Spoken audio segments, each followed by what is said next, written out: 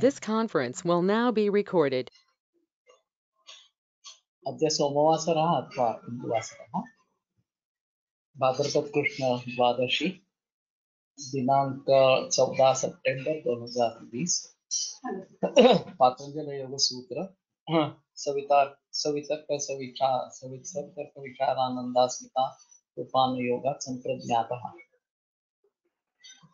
मूकं करोति वाचालं पङ्गुं दण्डयते गिरिं यत्कृपातमहं वन्दे परमानन्दमाधवम् अपि स्वशक्त्या तपसि प्रवर्तसे शरीरमाद्यं खलु धर्मसाधनं कनिष्ठिकाधिष्ठितकालिदासो यदुक्तवान् तत्त्वमत्र वक्ष्ये उद्दिष्टमायुर्वेदस्य स्वस्थस्य स्वास्थ्यरक्षणम् आतुरे रोगमुक्तिश्च द्वयमेतत् प्रयुज्यते योगशास्त्रे ध्यानात् किन्तु न तस्य प्रयोजनम् द्वयोर्मोक्षप्राप्तिः स्यात् योगो मोक्षप्रवर्तकः स्वास्थ्यं च रोगमुक्तिश्च मोक्षप्राप्तिस्तथैव च सम्यगध्ययनेनैव आयुर्योगस्य तद्भवेत्।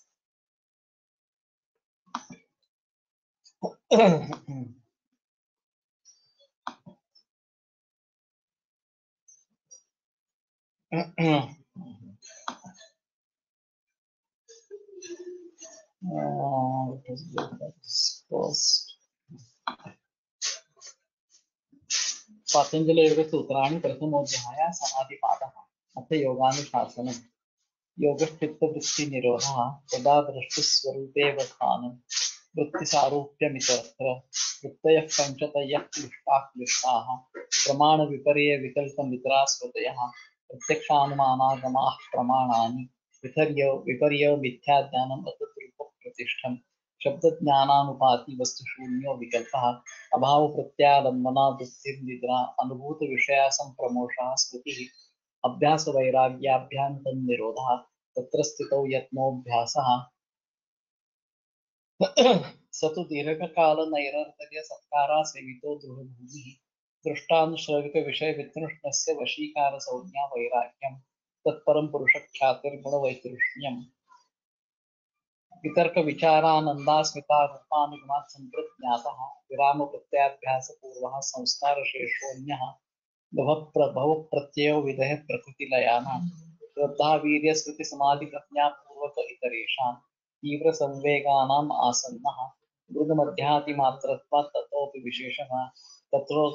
विशेषः ईश्वर प्रणिधानात् वा क्लेशकर्म विपाकाशयेरतरा पुष्टः पुरुष विशेष ईश्वरः तत्र निरतिशयं सार्वज्ञबीजं स पूर्वेषामपि गुरुः कालेनानवच्छेदात् तस्य वाचकः प्रणवः तज्जपस्तदर्थभावनं ततः प्रत्यक्केतनादिगमोऽप्यन्तरायाभावश्च व्याधिस्त्यान संशय प्रमादादस्याविरति भ्रान्तिदर्शनालब्धभूतिकत्वानवस्थितत्वानि विचित्तविक्षेपायाश्चित्तविक्षेपास्ते अन्तरायाः दुःखदौर्मनस्याङ्गमे जयत्प्रश्वासा विक्षेपसहभुवः तत्प्रतिषेधार्थम् एकतत्त्वाभ्यासः मैत्रीकरणामृदुतोपेक्षाणां स्वदुःखपुण्यापुण्यविषयाणां भावनातश्चित्तप्रसादनम् प्रच्छर्दनविधारणाभ्यां वा प्राणस्य विषयवती वा प्रवृत्तिरुत्पन्ना मनसस्थितिनिबन्धिनी विशोका वा ज्योतिष्मती वीतरागविषयं वा चित्तं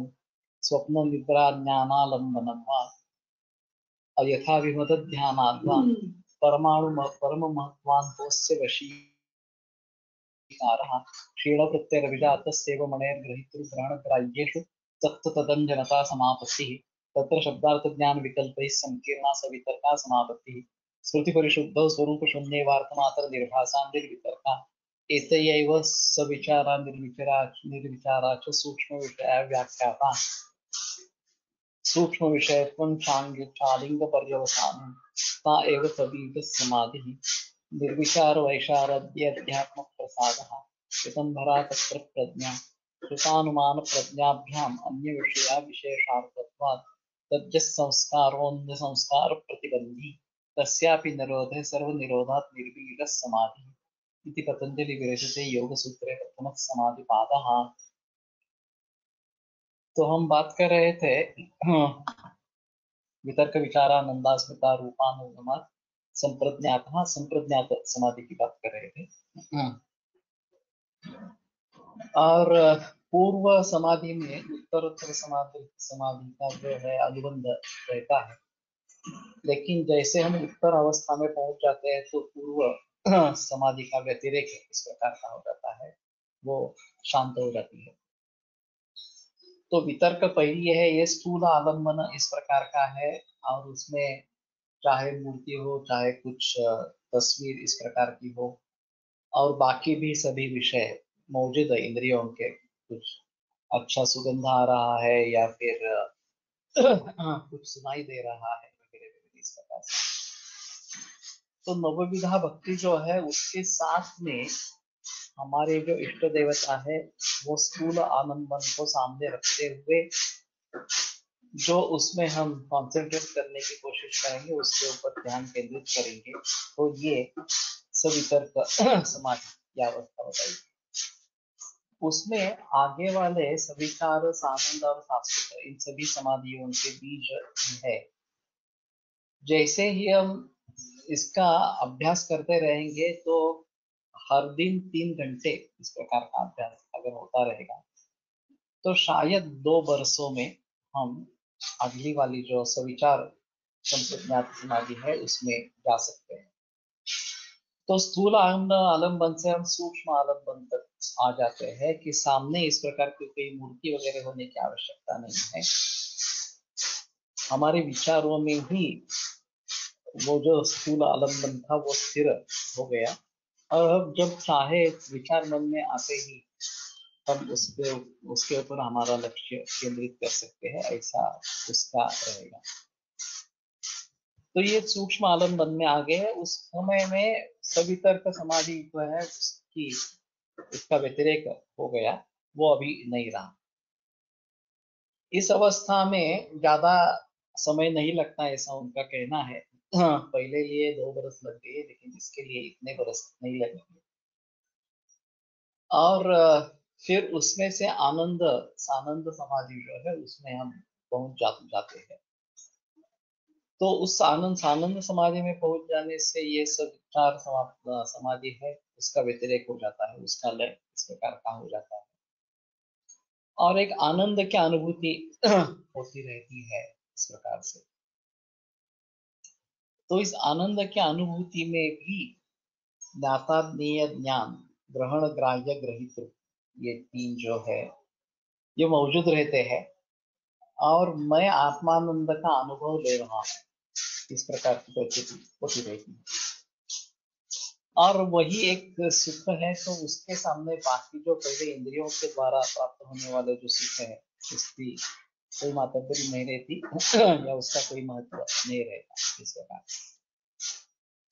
तो उस आनंद समाधि में हम पहुंच जाते हैं तो वितर्क और विचार ये दोनों समाधियों का लोप हो जाता है, और फिर सानंद और आगे वाली जो है अस्मिता रूप ये अनुगम, उसका अनुगम ये रहता है इस प्रकार से। तो ये सूक्ष्मतर हो गया। सानंद में हम जब आ जाएंगे तो सूक्ष्मतर हो जाएगा। इन्होंने एक उदाहरण बताया है कि केले का जो गट्ठा होता है उसमें से एक एक साल को हम निकालते जाएंगे तो जो गाभा है उसका मेन स्टेम जो है वो जैसे दिखाई देने लगेगा, उस प्रकार से बाह्य विषयों से आरंभ करके हम सविचार समाधि में आ जाएंगे कि बाह्य विषय कोई नहीं, हमारे मन में ही कोई इष्ट देवता उपास्य देवता है और उसका आनंद हम ले। अब सानंद समाधि में वो भी नहीं रहेगा, समाधि में वो भी नहीं रहेगा, और फिर आत्मानंद का अनुभव इस प्रकार का होगा। लेकिन अब तक ग्रहण ग्राह्य ग्रहित ये तीनों का तत्र समावेश है, उन तीनों का प्रयोग हो रहा है। उसके आगे जब हम सास्मित इस प्रकार की जो समाधि है अस्मिता रूप, सास्मिता रूप हाँ, तो केवल आत्मा का अनुभव होना उतना ही रहेगा, ये जो चित्त है वो भी विलीन इस प्रकार का हो जाएगा। ग्राह्य आत्मा और ग्रहिता भी आत्मा, ये दोनों एक रूप इस प्रकार से हो जाएगा। तो इसमें आनंद की अनुभूति अभी नहीं रहेगी, केवल मैं हूं इतना ही भाव उसमें रहेगा और उसी की अनुभूति होती रहेगी। अस्मि, अहम अस्मि, इतनी अनुभूति इस प्रकार की हो जाएगी। तो तीन में से एक निकल गया, दो ही शेष रह गए, इस प्रकार की इसमें अवस्था रहेगी। और फिर इसके आगे असंप्रज्ञात समाधि का मार्गक्रमण शुरू हो जाएगा, जिसके जरिए हम मोक्ष की तरफ मार्गक्रमण आरंभ करेंगे। तो संप्रज्ञात में हमें ज्ञान हो रहा है, ये सबसे अहम है। हम समझ रहे हैं क्या हो रहा है इस प्रकार से, और उसके आगे का जो प्रवास है उसमें ये आलंबन कुछ भी नहीं देगा। ये स्थूल आलंबन से लेकर सूक्ष्मतम आलंबन तक हम पहुंच जाएंगे, और फिर ये उसके आगे कुछ भी आलंबन इस प्रकार का नहीं मिलता। कोलटकर जी ने इसके बारे में थोड़ा सा बताया है कि पंचकोश जो है वो सभी हम अनुभव लेकर उससे दूर हो जाते हैं। जब हम संप्रज्ञात समाधि की इस अवस्था को पहुंचते हैं तो पंचकोश जो है उनका लय हो जाता है इस प्रकार से। तो अन्न प्राण मन विज्ञान और आनंद, ये जो पांच कोश इस प्रकार के बताए गए हैं, वो तैत्तिरीय उपनिषद में उसके बारे में जानकारी दी गई है। तो एक बार हम तैत्तिरीय उपनिषद ने कैसे बताया है, क्या बताया है, एक देखेंगे। अन्नाद्वै प्रजा प्रजायन्ते या काष्ठ पृथ्वी श्रिता। तो अन्न से ही प्रजा का निर्माण होता है, जो पृथ्वी पर आश्रित इस प्रकार के है। अथो अन्नेनैव जीवन, और अन्न से ही वो जीवित रहते हैं, प्रजा जो है वो। अथेनदपि यन्ति अंततः, और अन्न में ही उनका लय इस प्रकार का हो जाता है। अन्नम ही भूतानां ज्येष्ठम, तो अन्न ही प्राणी मात्रों के लिए श्रेष्ठ इस प्रकार का है। तस्मात् सर्वौषधम उच्यते, और इसलिए उसको सर्वौषध इस प्रकार का कहा जाता है। सर्वम वैते अन्नम आप्नुवन्ति ये अन्नम ब्रह्म उपासते, जो अन्न रूप ब्रह्म की उपासना, अन्न अपन खाते थे अन्न, जिस व्यक्ति के लिए, जिस प्राणी मात्र के लिए जो अन्न है वही उसके लिए ब्रह्म है। तो ये अन्नम ब्रह्म उपासते, प्राणा प्राणभृताम अन्नम। तो चरक ने जो कहा है कि प्राणभृताम अन्नम प्राणा, जो प्राणभृत है, जो भी जीवित है, उनके लिए अन्न ये प्राण है, उसके बगैर वो जिंदा नहीं रह सकते इस प्रकार। तो वो सभी प्राणी मात्र अन्न को प्राप्त कर देते हैं, ये अन्नम ब्रह्म उपासना। जो अन्न रूपी ब्रह्म की उपासना करते हैं वो सभी उस अन्न को ही या ब्रह्म को ही प्राप्त हो जाते हैं। अन्नम ही भूतानां ज्येष्ठम तस्मात् सर्वौषधम उच्यते, ये सर्वौषध इस प्रकार का कहा गया है। अन्नात् भूतानि जायन्ते, अन्न से भूत या प्राणी मात्र निर्माण होते हैं। जातानि अन्नेन वर्धन्ते, जो निर्माण हुए हैं वो अन्न से उसकी वृद्धि होती है। अद्यते अत्ति च भूतानि, सो भूत उसका भक्षण भी होता है, वो दूसरों का भक्षण भी करता है। अद्यते अत्ति च भूतानि इस प्रकार। तो जीवो जीवस्य जीवन, ये एक कहा गया है कि एक जीव दूसरे जीव का जीवन इस प्रकार का। तो इसके आधार पर जब वेजिटेरियन नॉन वेजिटेरियन के बारे में बात होती रहती है, तो हम शाकाहारी है तो हम समझते हैं कि हमने सजीवों का वध नहीं किया इस प्रकार। लेकिन ये सच्ची बात नहीं है। अगर हम एक जीवन वाले व्यक्ति है तो हमें जीवन वाले से ही हमारी जीवन यात्रा चलती रहेगी। वनस्पतियों में भी जीव है, वो भी सजीव है, और उनको हम खाते हैं इसलिए हम जिंदा रहते। अंतश्चेतना भवन्त्येते, चरकाचार्य कहते हैं ये अंतश्चेतन इस प्रकार के रहते हैं, उनकी चेतना व्यक्त नहीं होती है वनस्पतियों की। लेकिन ऐसा नहीं है कि उसमें चैतन्य नहीं है, उसमें तो चैतन्य है।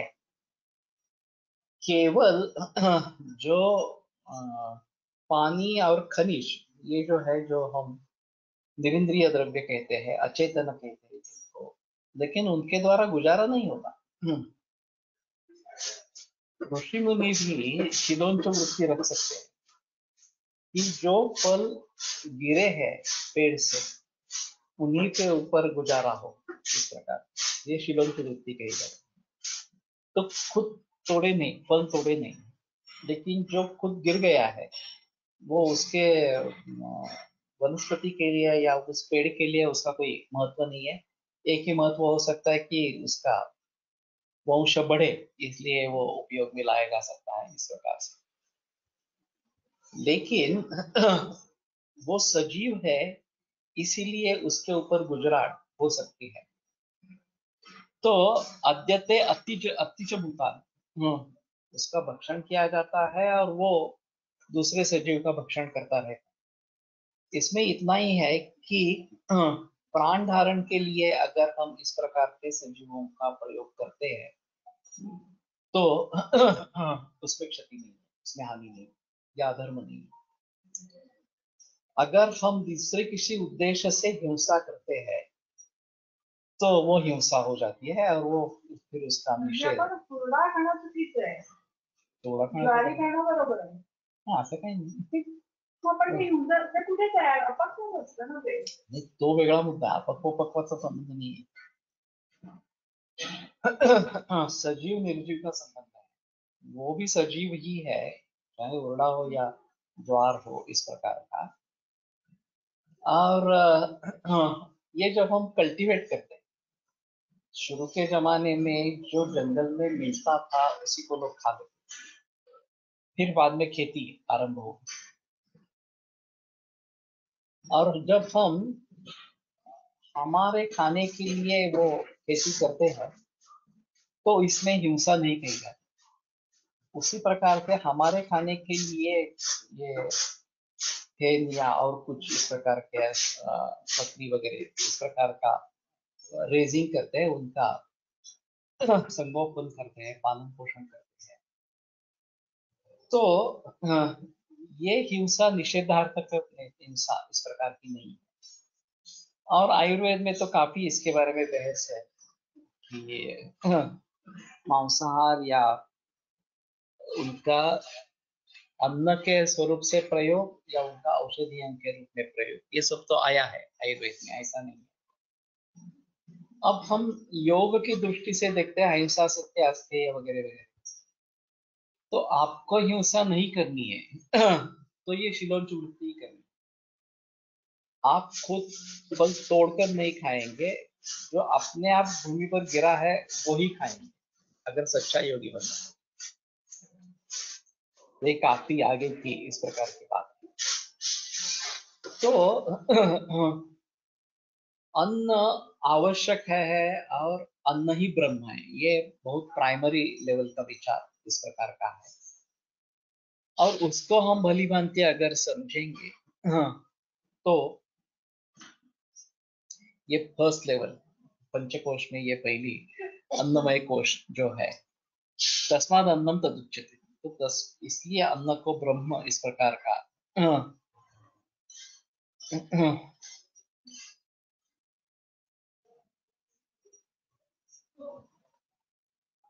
तस्माद अन्नम तदुच्यते इति। तस्माद वा एतस्माद अन्नम अन्नरसमयात् अन्यः अंतर आत्मा प्राणमय, अन्नरसमयात् अन्यः आत्मा।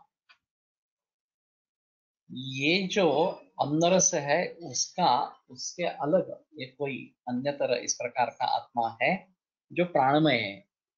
तो इसके आगे चले जाएंगे कि केवल अन्न से हमें ब्रह्म की प्राप्ति होती है,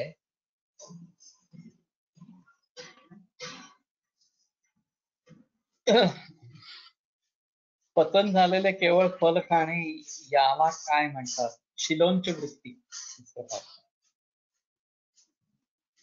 तो जो गिरा है उसको ही सिर्फ ले लेना, बाकी हाथ से तोड़ना नहीं, ये शिलोंची वृत्ति कही जाती है इस प्रकार से। तेन एष पूर्णा सवा एष पुरुष विधेय। तो प्राण जो है उससे वो पूर्ण है, जीव जो है वो। अब इसीलिए सो पुरुष इस प्रकार का, पुरुष विध इस प्रकार का है। तस्य पुरुष विधताम अन्वयम पुरुष विदः तस्य प्राणः एव शिरः व्यानो दक्षिणः पक्षः अपानः उत्तरः पक्षः आकाशः आत्मा पृथ्वी पुच्छम प्रतिष्ठा तदप्येष श्लोको भवति।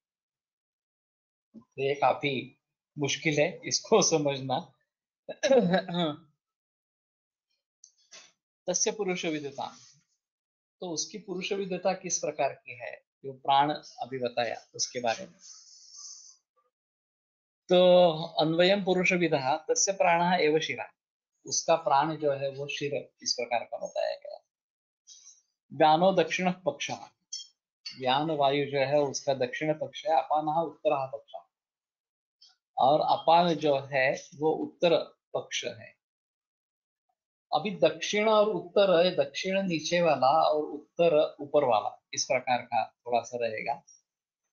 आकाश आत्मा, आकाश उसके आत्मा है, पृथ्वी पुच्छम प्रतिष्ठा, और पृथ्वी जो है वो पुच्छ में प्रतिष्ठित इस प्रकार की है। तदपेश श्लोको भवति। काय अन्न हे काय कळत नाही. तो उसको बताया गया कि तुम ब्रह्म क्या है समझो।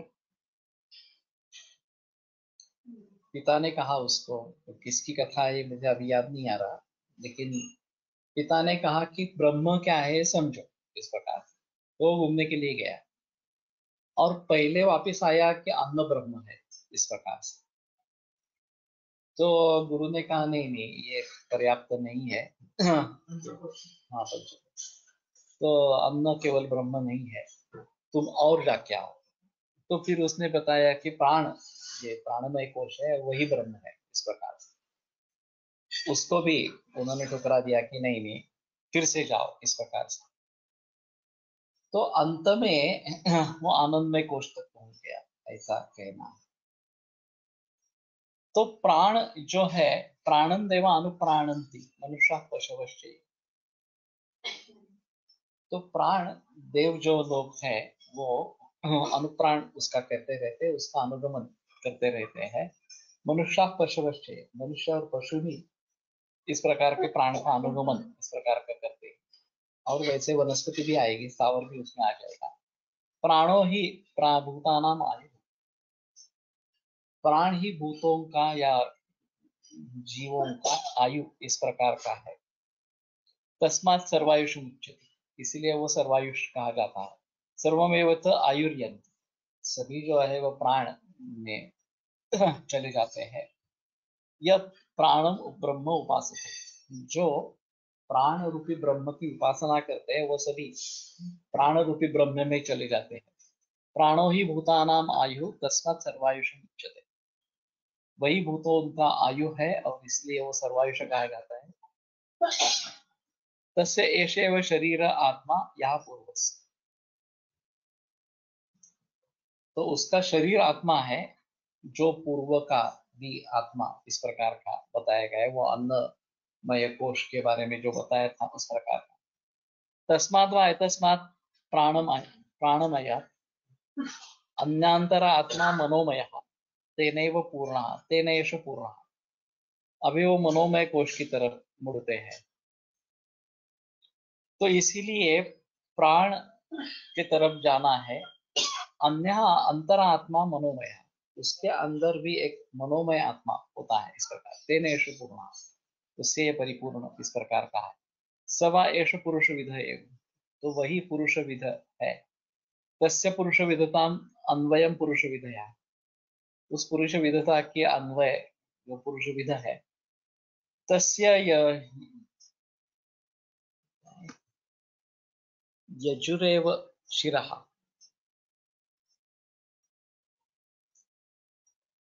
तो यजुर जो वेद है वो उसका शिर है।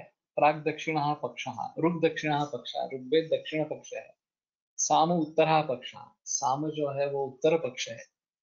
आदेश आत्मा, अथर्वांगिरस पुच्छम प्रतिष्ठा। अथर्ववेद जो है अंगिरस वो पुच्छ में प्रतिष्ठित है। तदप्येष श्लोको भवति। तदप्येष श्लोको भवति ये अथर्वशीर्ष में भी आता है इस प्रकार से, जो वैदिक वांग में है इस प्रकार से आता है। ये चारों वेद उस मनोमय कोश में प्रतिष्ठित है, इस प्रकार का ये कहना है। और यजुर्वेद शिर है, ऋग्वेद दक्षिण पक्ष है, और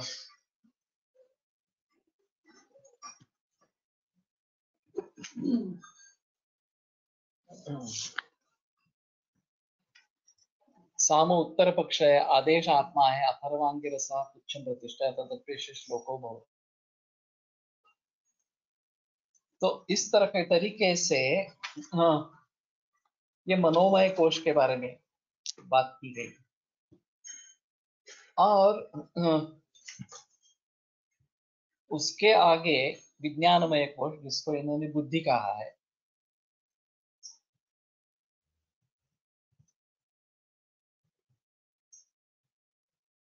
यतो वाचो निवर्तन्ते अप्राप्य मनसा सह आनंदम ब्रह्मणो विद्वान् न बिभेति कदाचन इति तस्य एष एव शरीर आत्मा यः पूर्वस्य तस्माद् वा एतस्मान् मनोमयात् अन्योन्यतर आत्मा विज्ञानमयः। तो जहां से वाणी की निर्मित होती है, उत्पत्ति होती है, अप्राप्य मनसा सह आनंदम ब्रह्मणो विद्वान्, तो मन के द्वारा वहां तक पहुंचने के बगैर आनंद की प्राप्ति नहीं होती है। न विभेति कदाचन नेति। तो इसमें काफी न विभेति कदाचन नेति, ये भी अथर्व शीर्षे की एक फलश्रुति इस प्रकार की है। तस्य एष एव शरीर आत्मा यः पूर्वस्य तस्मात् वा एतस्मान् मनोमयात् अन्योन्यतरः आत्मा विज्ञानमय। तो मन के आगे विज्ञानमय इस प्रकार का आत्मा है। तेन एष पूर्वः स वा एष पुरुषविद एव तस्य पुरुषविदताम् अन्वयं पुरुषविदः तस्य श्रद्धैव शिरः। अब ये श्रद्धा के ऊपर उत्तर आए। श्रद्धा ये शिर है। ऋतं दक्षिण पक्षः, ऋत ये दक्षिण पक्ष है, सत्यम उत्तर पक्षः, सत्य उत्तर पक्ष है। दक्षिण का मतलब दक्षिण या राइट साइड ऐसा भी होता है, लेकिन उसके साथ में वाम होता तो ये दक्षिण कहते हैं, नहीं तो ये दक्षिण यानी कि नीचे वाली दिशा और उत्तर ये ऊपर वाली की दिशा, इस प्रकार। योग आत्मा मह पुच्छम प्रतिष्ठा। मह का मतलब तेज इस प्रकार का है। तदपेश श्लोको भवति। तो ये उसका श्लोक होता है।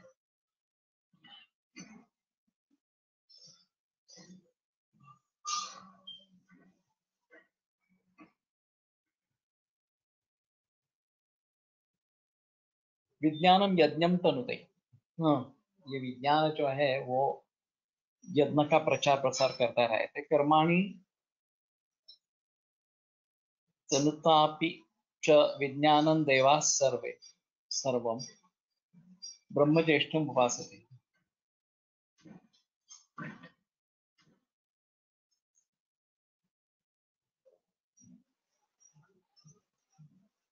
तो यज्ञ के बारे में जो विज्ञान है वही विज्ञान है, ऐसा थोड़ा कहने का मतलब है। और देव भी सभी इसी विज्ञान की उपासना करते हैं, वही ब्रह्म है। विद्वानम ब्रह्म चेत वेद, विज्ञान यही ब्रह्म है अगर ये तुम जानते हो।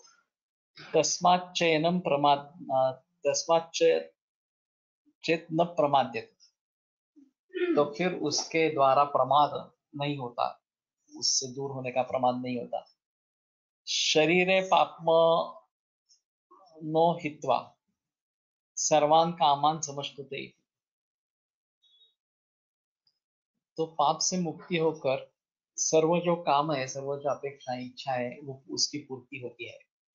तस्य एष एव शरीर आत्मा, यहाँ पर्वस्य, यहाँ सर्वस्य के बारे में पर्वस्य हुआ है। तस्मात् वा एतस्मात् विज्ञानमयात् अन्योतरः आत्मा आनंदमय। तो इसके आगे आनंदमय आत्मा है, इस प्रकार से बताने लगे। तेन एष पुराः स वा एष पुरुषविदः एव, तस्य पुरुषविदिताम् अन्वयं पुरुषविदः, तस्य प्रियमेव शिरः। मोदो दक्षिणः पक्षः, प्रमोदः उत्तरः पक्षः, आनंद आत्मा ब्रह्मपुच्छं प्रतिष्ठा, तदप्येष श्लोको भवति। तो अभी प्रिय ये शिर है, मोद ये दक्षिण पक्ष है, प्रमोद उत्तर पक्ष है, और आनंद आत्मा है, ब्रह्मपुच्छं प्रतिष्ठा, तदप्येष श्लोको भवति। तो इसका समझना काफी मुश्किल है, अंग्रेजी ट्रांसलेशन पढ़ने के बाद शायद कुछ पता लगे। तो समझ पाएंगे। असन्नेव स भवति, असद् ब्रह्मति वेद चेत्, अस्ति ब्रह्म इति चेत् वेद, संतमेनं ततो विदुः, तस्य एष एक शरीर आत्मा यः पूर्वस्य। अथातः अनुप्रश्नाः।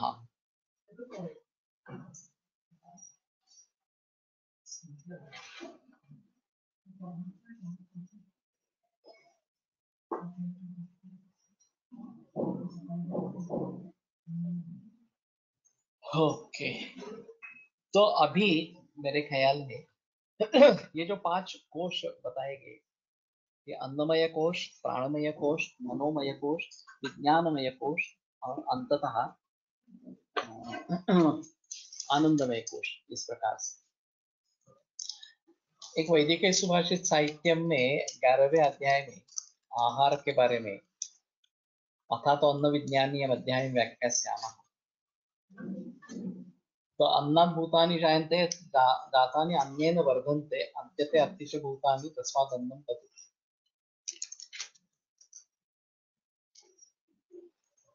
तो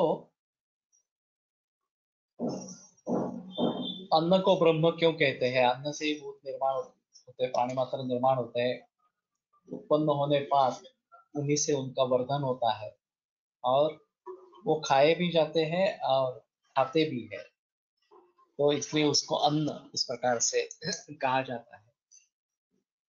और फिर अत्राहारार्थं कर्म कुर्यादनिन्द्यम्, कुर्यादाहं प्राणसंधारणार्थं, प्राणसंधार्यात् तत्व जिज्ञासनार्थं, तत्वं जिज्ञास्यं येन भूयो न दुःखम्। योग वासिष्ठ की एक दी गई है, श्लोक दिया गया है।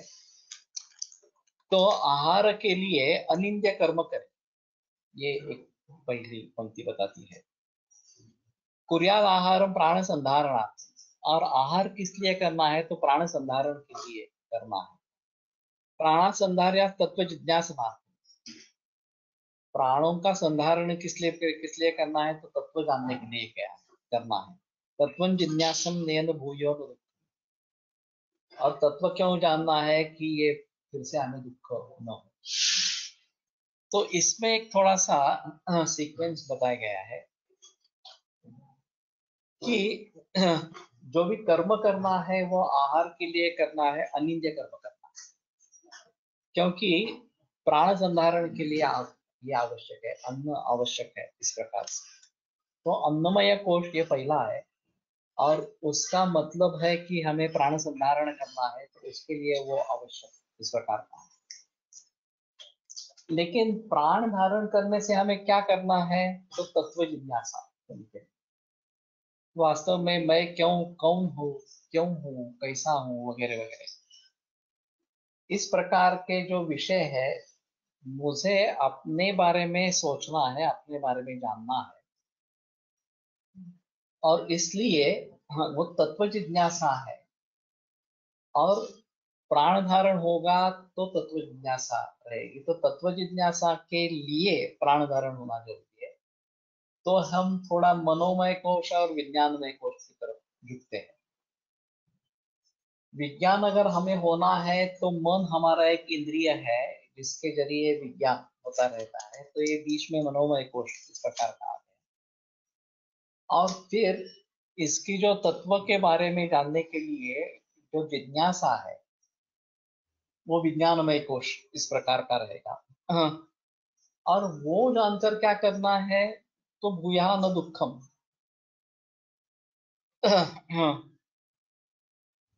जिससे फिर से दुख न हो।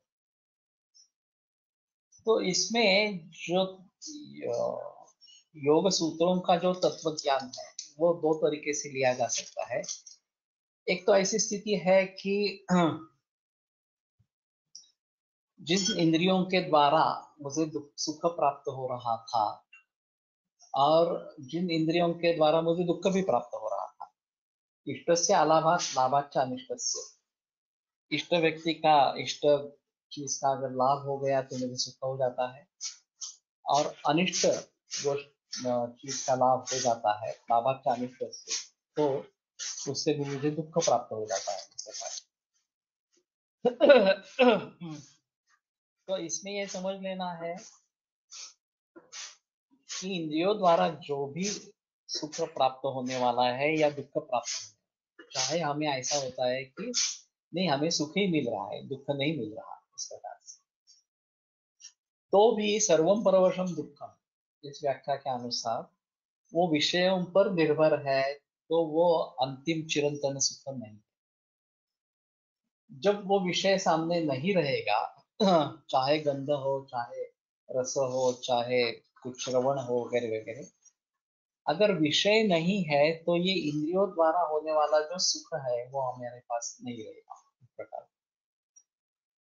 तो इसलिए अंतिमतः वो दुख ही है, ऐसा समझकर चलना चाहिए। तो दुखम न स्यात्, मुझे दुख न हो, ये एक इसमें अहम मुद्दा है कि मुझे दुख न हो, इसलिए इंद्रियों के परे हम चले इस प्रकार से।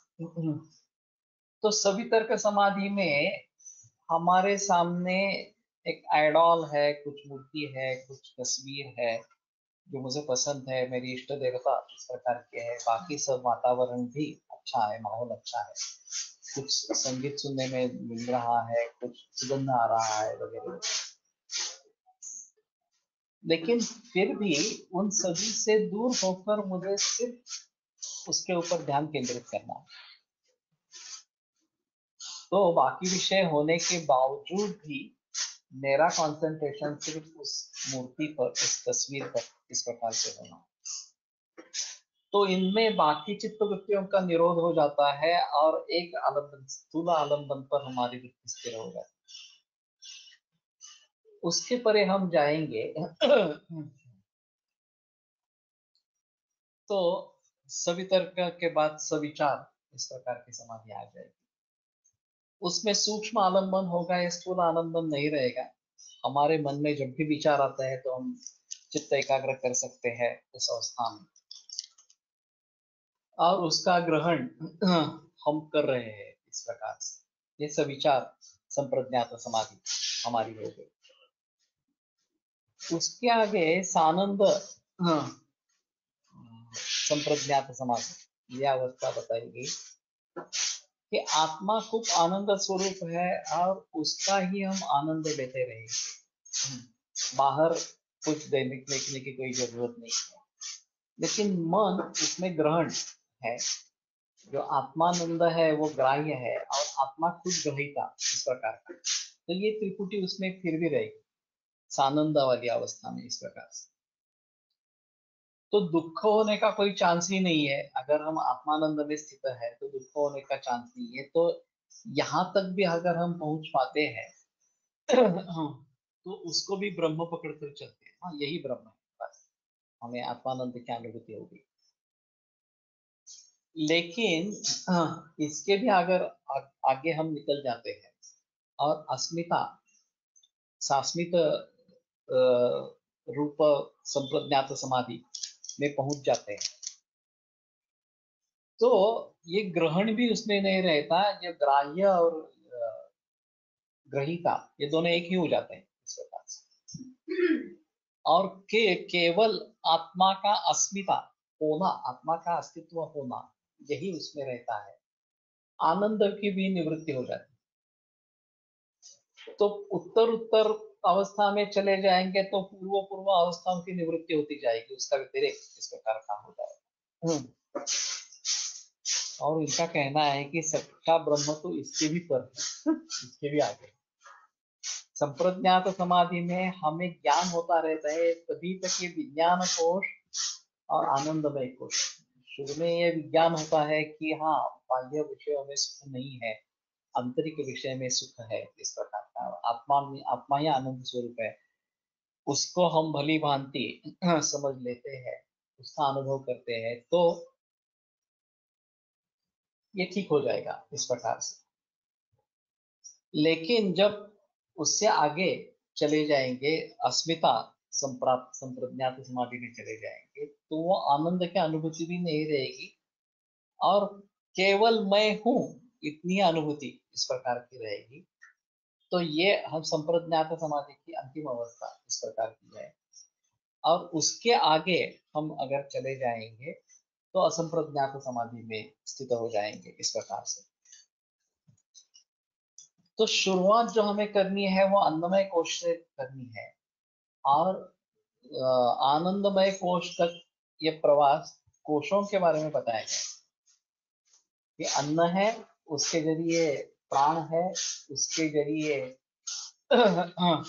मन है, उसके जरिए विज्ञान है और उसके जरिए आनंद है, इस प्रकार से। तो जैसे जैसे हम अगली अगली अवस्था में पहुंच जाएंगे तो पंचकोशों के द्वारा हमारी काफी उन्नति इस प्रकार की हो जाएगी। लेकिन अंत में पंचकोशों की भी निवृत्ति हो जाएगी जब सानंद संप्रज्ञात समाधि का व्यतिरेक हो जाएगा और हम अस्मिता संप्रज्ञात समाधि में पहुंच जाएंगे। तो पहले वाले सभी निकल जाएंगे, अन्न भी नहीं रहेगा, प्राण भी नहीं रहेगा, मन भी नहीं रहेगा, विज्ञान भी नहीं रहेगा और आनंद भी नहीं रहेगा, कुछ भी नहीं रहेगा इस प्रकार से। तो काफी मुश्किल इस प्रकार का है। तो छांदोग्य उपनिषद में या तैत्तिरीय उपनिषद में अन्नम ब्रह्मेति व्यजानात, इसके बारे में काफी बहस की है। अन्नम ब्रह्मेति व्यजानात, अन्न को ब्रह्म समझा, जान लिया। अन्नम न निद्यात् तद्व्रतम, अन्न की अगर वो ब्रह्म है तो उसकी निंदा नहीं करनी, ये व्रत है इस प्रकार से। तो जो भी सामने आए उसका सत्कार पूर्वक सेवन करना चाहिए, ऐसा बताया गया। एक शामची आई किताब बहुत फेमस है साने गुरु जी की। तो किसी स्पेसिफिक अन्न के ग्रहण से कोई फायदा होगा क्या? ये उसमें भी तरतम भाव इस प्रकार का होगा। सात्विक प्रिय, तामस प्रिय, राजस प्रिय, इस प्रकार की कैटेगरी दी गई है गीता में। और हमें राजस और तामस आहार से सात्विक आहार में पहुंच जाना है। आहार शुद्ध सत्व शुद्धि, ये भी एक छांदोग्य उपनिषद में वाक्य है। आहार अगर शुद्ध हो जाता है तो सत्व शुद्धि हो जाती है। मैंने दातार गुरु जी की एक कहानी सुनाई थी कि दातार गुरु जी और कोलटकर सर रास्ते से जा रहे थे और उनको कुछ पेड़ा खरीदना था। तो एक हलवाई के दुकान पे पहुंच गए और वहां पे 3-4 तरीके के पेड़े रखे थे सामने। तो उन्होंने उसमें से एक पेड़ा सिलेक्ट किया और उसको कहा कि इस नमूने के पेड़े मुझे अंदर से लाते। तो उसने कर दिया उसको उस प्रकार से। तो कोलटकर जी ने उनसे पूछा कि आपने ऐसा क्यों कहा? तो उन्होंने बोला कि ये पेड़े दिखाने के लिए है, तो उनके ऊपर नजर होती है लोगों की और वो अच्छी बुरी कुछ भी हो सकती है। तो उसको नजर न लगे इसलिए ये पेड़े खरीदने नहीं है, अंदर वाले जो है वो खरीदने हैं इस प्रकार।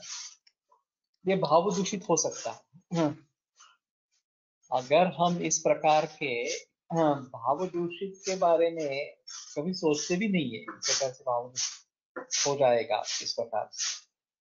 तो मैं शाम के आई के बारे में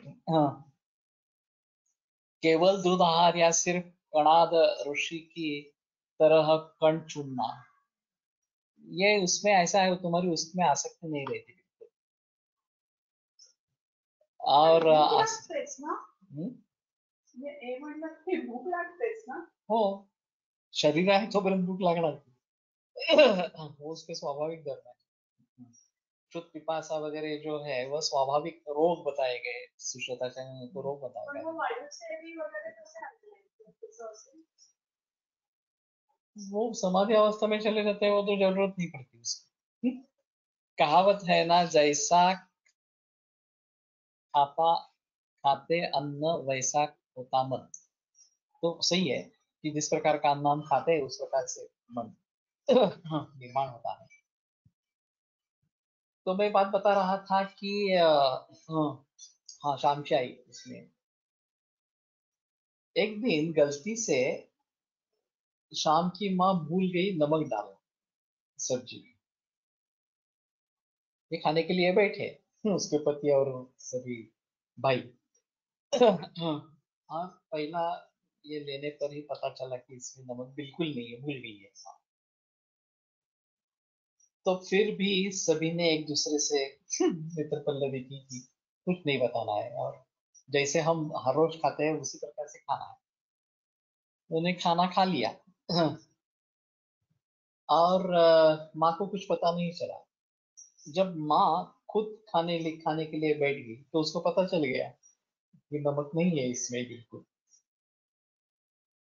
तो उसका बड़ा दुख हुआ कि मैंने इस प्रकार का खाना अपने पति और बच्चों को खिलाया इस प्रकार से. तो उन्होंने बात छेड़ी कि तुमने बताया क्यों नहीं कि इसमें नमक नहीं है इस प्रकार से. तो उन्होंने कहा क्या हुआ, एक दिन नमक बिना नमक का खाना खाए तो उसमें क्या फर्क होती है, ऐसा कुछ नहीं है. अन्नम न निंद्या तद व्रतम, अन्न की निंदा कभी न करे, ये व्रत है इस प्रकार से. तो जब मैं एमफिल कर रहा था तो एक हमारे टाइपिस्ट बुजुर्ग थे, वो संस्कृत में टाइपिंग करने वाले बहुत कम लोग थे, तो उनमें से वो तो समझते भी संस्कृत अच्छा थे. हाँ, ये ऐसा ही हुआ. अन्नम निंदा वगैरह, अनिंद्यन वगैरह अष्टांग संग्रह में रेफर. वो तुरंत बोले अगर ऐसी स्थिति है कि अन्न की निंदा नहीं करना है तो मैं भोजन ही नहीं कर पाऊंगा. मैं हर रोज पत्नी जो मुझे खिलाती है उसकी निंदा करता रहता हूँ. मैंने कहा छोड़ दो ये सब, आप ये थीसिस का काम कर रहे हैं तो यहाँ से सबक सीखो कि अन्न की निंदा नहीं करनी है इस प्रकार से. तो वो ब्रह्म स्वरूप है ऐसा अगर हम मानते हैं, ये हमारे भीतर वाले ब्रह्म को अ, जागृति देने वाला या उसका पोषण करने वाला इस प्रकार का कुछ है, तो अन्न की निंदा न करें. अन्नम न परिचक्षित तद्व्रतम, अन्न को त्यागना नहीं है, ये फेंक देना इस प्रकार से भी नहीं है, ये भी व्रत है इस प्रकार.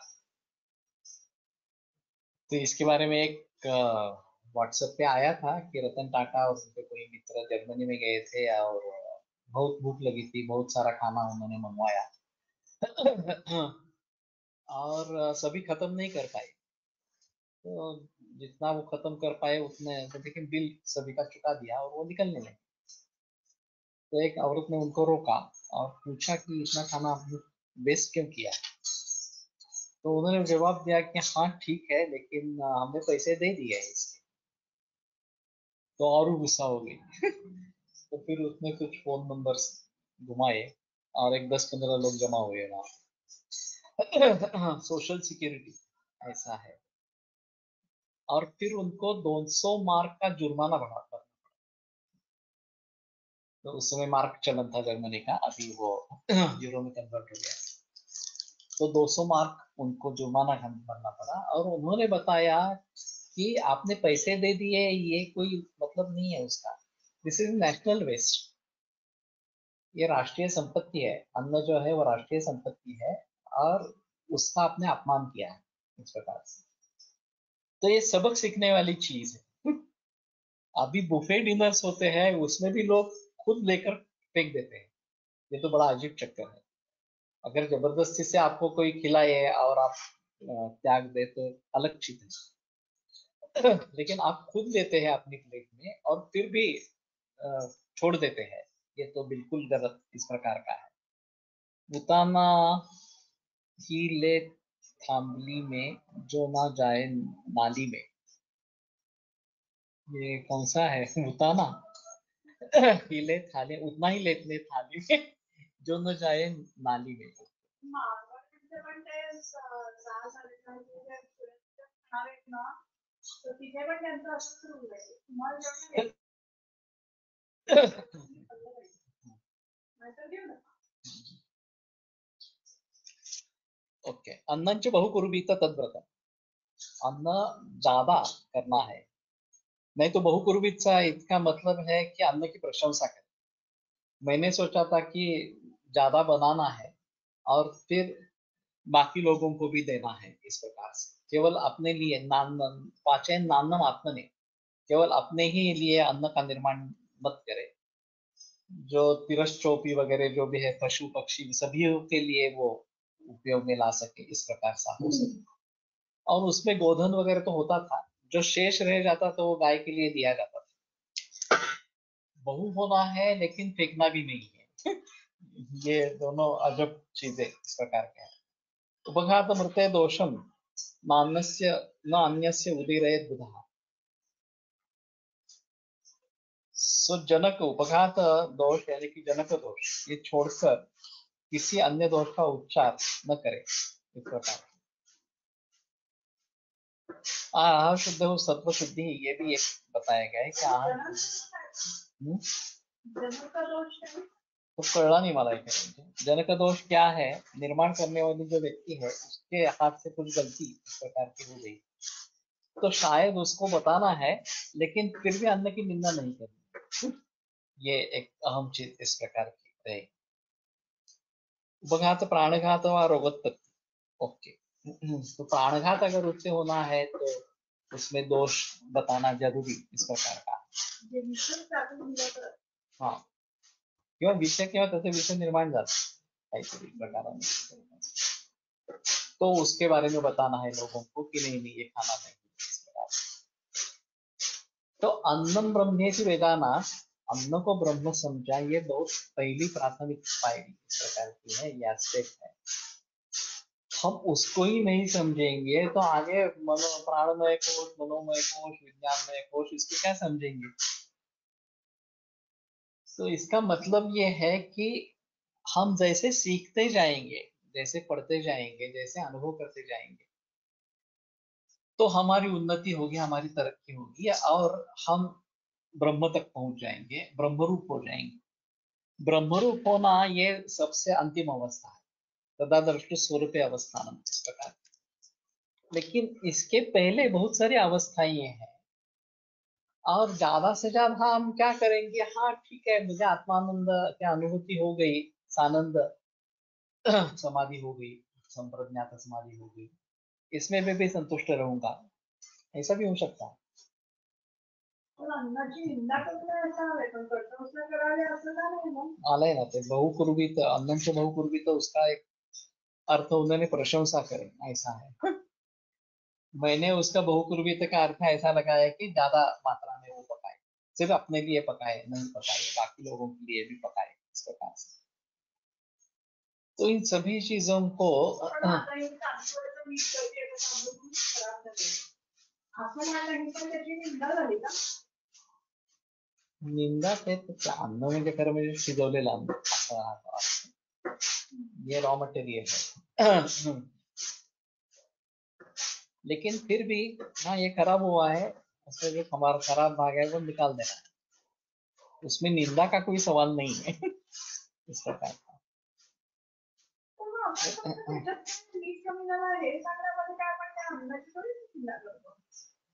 ठीक है, नहीं काही लोग, कुछ लोग निंदा करते हा, हैं काही ऐसा। लोक करतात हाँ, ते, तो, ते काय हाँ, हाँ, हाँ, करतात. हाँ, वो नहीं करना है, हाँ, वो नहीं करना है। ये अन्नदाता सुखी भव ऐसा कहकर अन्न ग्रहण करना चाहिए, ऐसा कहते हैं, बराबर।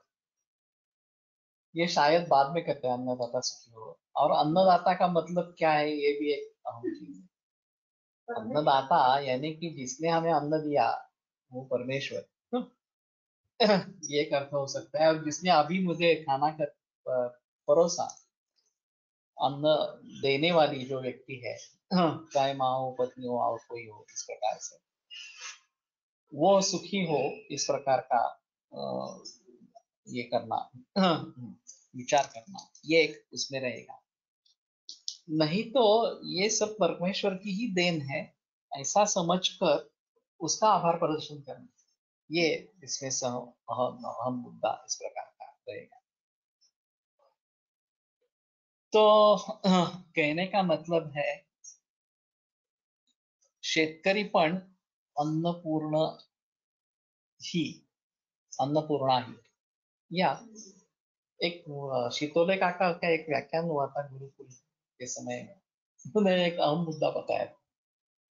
उन्होंने सवाल पूछा कि आप में से कितने छात्रों की खेती है, तो कुछ छात्र तो आए, हाँ, तो ठीक है, कितने लोगों की खेती नहीं है, तो काफी छात्र पर आए। किन छात्रों का खेती से संबंध नहीं है, तो फिर जिनकी खेती नहीं थी उन्होंने हाथ ऊपर किए। तो वो बोले क्या आप खाना नहीं खाते हैं? अगर खाना खाते हैं तो आपका खेती से संबंध होता ही है, आप उस संबंध को कैसे ठुकराते हैं? केवल जो किसान है उसी का खेती से संबंध है, हमारा खेती से कुछ संबंध नहीं है, ऐसा मानना ही गलत है। अगर हम खाना खा रहे हैं और जो किसान ने कष्ट किए हैं और हमें जो प्राप्त हुआ है, तो उसके लिए हमें उसका आभारी होना इस प्रकार के जरूरी होगा। और हमारा उस तरीके से खेती से संबंध है, तो इसके बारे में ये काफी चौंका देने वाला सवाल था कि आप में से किसी का खेती से संबंध नहीं है, ये सवाल जब उन्होंने पूछा तो सभी चौंके इस प्रकार के सवाल से। तो ये एक अहम चीज है कि अन्न को ब्रह्म समझे, ये पहली चीज इस प्रकार की रहेगी। फिर उसके आगे जो है वो प्राणमय कोश है, फिर मनोमय कोश है, फिर आनंदमय कोश है, ये विज्ञानमय कोश है, और फिर आनंदमय कोश है, इस प्रकार से। तो मेरे ख्याल में परसों ये बुधवार शाम को अवस्था में लगने वाली है, 7 बजे के बाद में अमावस्या, तो हम लेक्चर ले सकते हैं दोपहर में 3:30 से 4:30 बजे, कोई प्रॉब्लम नहीं आएगी। गुरुवार को सुबह का बंद रहेगा तो अमावस्या होने के कारण। और उस समय मैं कोशिश करूंगा ये जो पंचकोश है, ये संकल्पना क्या है, ये समझने की कोशिश करूंगा। मुझे भी थोड़ा देखना पड़ेगा, पढ़ना पड़ेगा उसके बारे में, क्योंकि इसमें भी ज्यादा बहस नहीं है उसके बारे में। ये केवल तैत्तिरीय उपनिषद में आया है, छांदोग्य उपनिषद में भी कुछ हद तक आया है इस प्रकार से। तो उन दोनों के आधार पर ये करना, अमावस्या का घेत नहीं, ये ग्रंथों में आया है। एक्चुअली अष्टमी, चतुर्दशी, पंचदशी इनको अध्ययन नहीं करना, ऐसा पता था। अप्रशस्त दिन है इसलिए नहीं करना है। तो हम शुरू में ऐसा करते थे, अष्टमी, पंचदशी, चतुर्दशी, पंचदशी, लेकिन ये काफी दिक्कत वाली बात होती है क्योंकि कोई भी वार आता है, इसमें बता नहीं सकते। और वैसे ये 6 दिन हो जाते हैं, अष्टमी, चतुर्दशी और पंचदशी एक महीने में 6 दिन हो जाते हैं। और अभी हम सिर्फ रविवार को छुट्टी ले रहे हैं, वो 4 दिन होते हैं, ज्यादा से ज्यादा 5। और अमावस्या को नहीं लेते हैं तो 5 या 6 दिन इस प्रकार का विराम हो जाता है। तो हम परंपराओं को पालने वाले हैं, तो मैंने सोचा कि ठीक है हम इसी प्रकार से आगे जाएंगे। तो यह अशुभ बताया गया है नया पढ़ने के लिए, लेकिन उनका भी कहना है कि स्वाध्याय कर सकते हैं आप, घर में बैठकर अभ्यास कर सकते हैं, उसमें कोई प्रॉब्लम नहीं, नया नहीं शुरू करना, इस प्रकार से बताते हैं। तो ठीक है तो यहीं पे रुकते हैं। बुधवार को मैं कोशिश करूंगा, अगर मुझे इसके बारे में जानकारी मिलती है कि पंचकोश के बारे में, तो उसके बारे में बहस करेंगे। अगर नहीं होता है तो अस्मिता ये क्लेश है और उसको क्यों लिया गया है, ये एक मुद्दा जितना भी कलेक्टर ने उपस्थित किया है वो भी समझने में काफी मुश्किल है। हाँ, तो उसके बारे में थोड़ा सोचेंगे और आगे जाएंगे। योगेन चित्तस्य पदेन वाचां बलं शरीरस्य च वैद्यकेन योपाकरोत्तं प्रवरं वीणा पतञ्जलिं प्राञ्जलिरानतोऽस्मि। तो विरम्यते व्याख्यान व्यापारात्।